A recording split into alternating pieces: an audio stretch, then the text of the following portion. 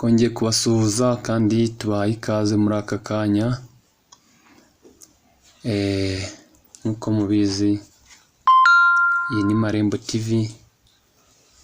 Muri aka kanya tugiye kubagezaho inkuru twavuga ko ari iy'akababaro, kuko burya iyo hari umuntu ubuze kandi w'ingenzi mu buzima aba ari inkuru y'akababaro. Usibye no kuba ari ingenzi, uwo ari we wese iyo abuze aba ari ikintu kibabaje cyane kandi kibabaje benshi. Muri aka kanya rero tuje kubabwira ko umushumba wa Kiliziya Gatolika Papa Francis yitabye Imana. Papa Francis yari akomoka mu gihugu cya Argentina.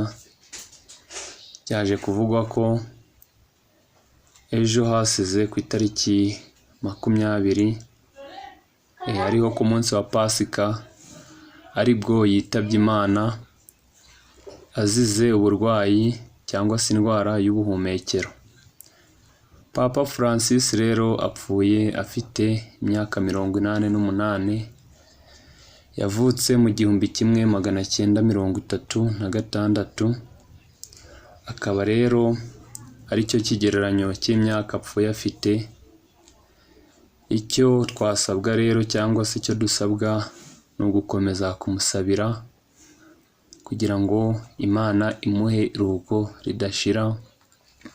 Mu isi bibaho, abantu baragenda iyo bibaye ngombwa, gusa icyiza ni ugukomeza tukabazirikana, tukumva ko tugomba kubikora nk'inshingano kugira ngo nibura Imana ibahe iruhuko ridashira.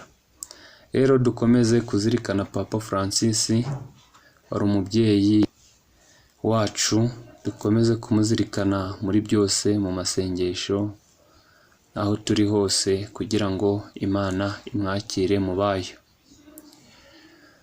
Ndabashimiye rero kandi ndabakunda mwe mwese mwumvishe iyi nkuru kugira ngo mubashe kumenya ibigezweho muri iki gihe, mubashe kumenya n'icyo gukora kugira ngo ibintu birusheho kugenda neza. Dukomeze rero tumusabire, tumuzirikana mu buzima bwacu bwa buri munsi. Bye bye, turabakunda.